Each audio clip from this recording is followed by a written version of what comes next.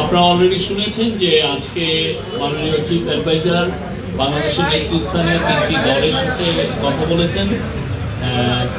মিটিংগুলো খুব সৌহার্দ্য পরিবেশে হয়েছে এবং মিটিংগুলোর মূল টকিং পয়েন্ট ছিল কারেন্ট পলিটিক্যাল সিচুয়েশন, নির্বাচন, সংস্কার এবং আমাদের বিচার প্রক্রিয়া, যেটা জুলাই হত্যাযজ্ঞের বিচার প্রক্রিয়া নিয়ে।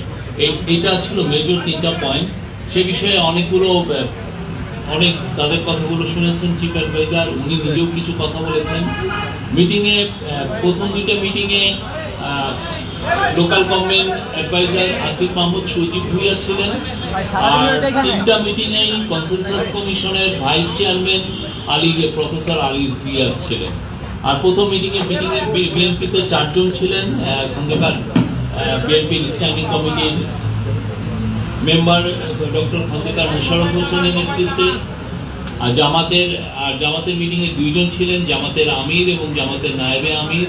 জামাতের আমির ডক্টর শফিকুর রহমানের নেতৃত্বে, এবং এনসিপির 4 জন ছিলেন এবং এনসিপির একমাত্র দল যেখানে একজন মহিলা প্রতিনিধি ছিলেন। এনসিপিকে নেতৃত্ব দিয়েছেন নাহিদ ইসলাম। তো মিটিংয়ে প্রত্যেকটা পার্টি তাদের স্ব অবস্থান করেছেন। তারা মাননীয় চিফ অ্যাডভাইজারকে অকুণ্ঠ সমর্থন জানিয়েছেন। তারা বলেছেন তার নেতৃত্বে তাদের আস্থা আছে, এবং তারা বলেছেন যে কেউ বলেছেন যে তারা বেশ কিছু রিপোর্ট করেছেন যে উনি পদত্যাগের বিষয়টা উনি ভাবছেন।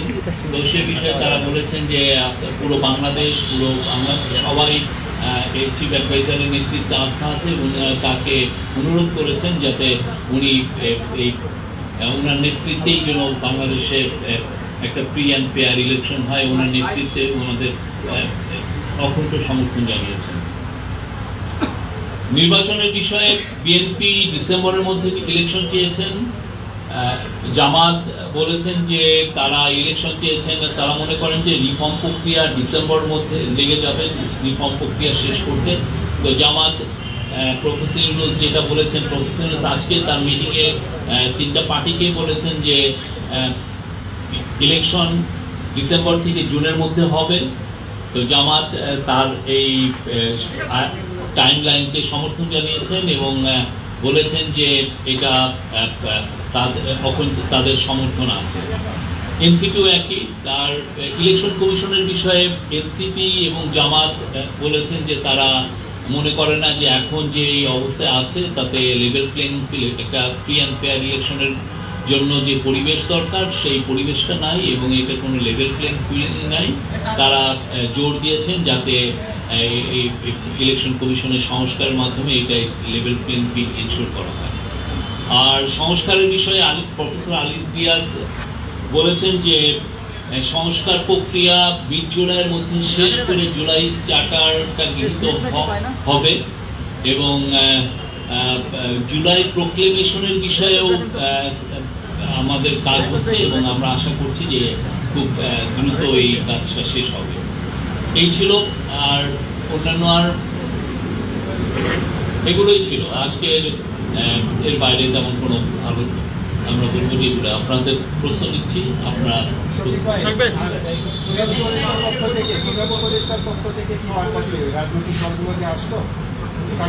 প্রসেসটা মেনটেন করে যত দ্রুত বিচার প্রক্রিয়া করা যায়। প্রফেসর ইউনূস তাদেরকে বলেছেন যে উনি এখানে সর্বোচ্চ এমফাসিস দিচ্ছেন যাতে এই বিচার প্রক্রিয়াটা দ্রুত এবং সমস্ত ডিউ প্রসেস মেনটেন করেই হয়।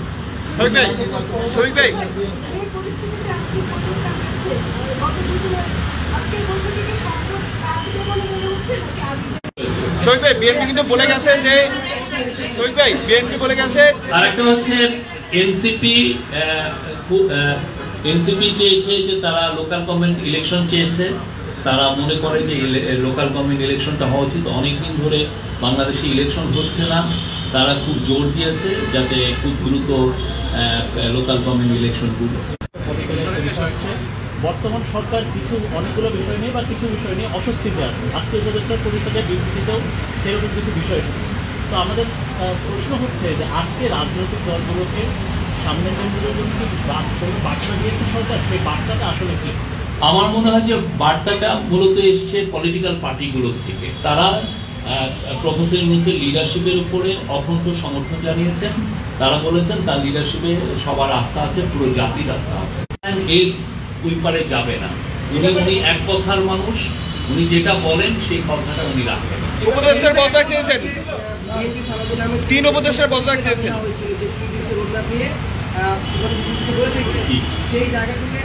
সেই জায়গা থেকে আপনাদের কথা বলেছি প্রেস মিডিয়া প্রতিক্রিয়া দেবে, তারপর তারা প্রতিক্রিয়া দেবে। আমরা তো আমরা এই যে আমরা যা বলতাম এই শহীদ ভাই, 3 উপদেষ্টার পদত্যাগ চেয়েছে বিএনপি এবং নিরাপত্তা উপদেষ্টার পদত্যাগ অবশ্যই চেয়েছে।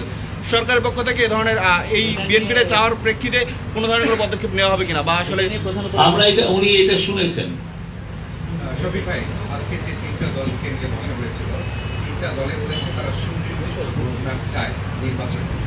সেই জায়গা থেকে সরকারের পক্ষ থেকে সুনির্দিষ্ট রোডম্যাপটা আপনি কবে পাবেন? আমরা প্রফেসর ইউনূস বারবার বলেছেন ইলেকশন ডিসেম্বর থেকে জুনের মধ্যে হবে।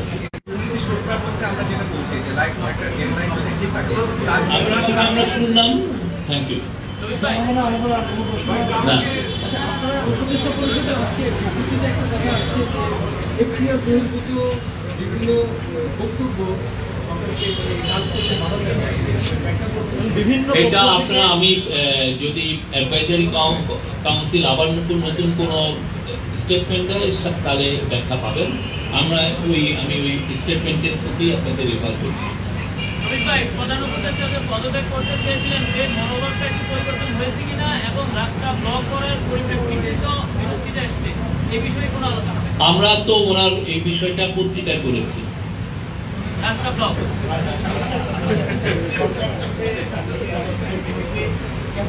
পার্টি আমাদের অংশীদার, তাদের সাথে তো নিয়মিত চিফ অ্যাডভাইজার বসে, তো ওইটারই একটা প্রসেসে বসে।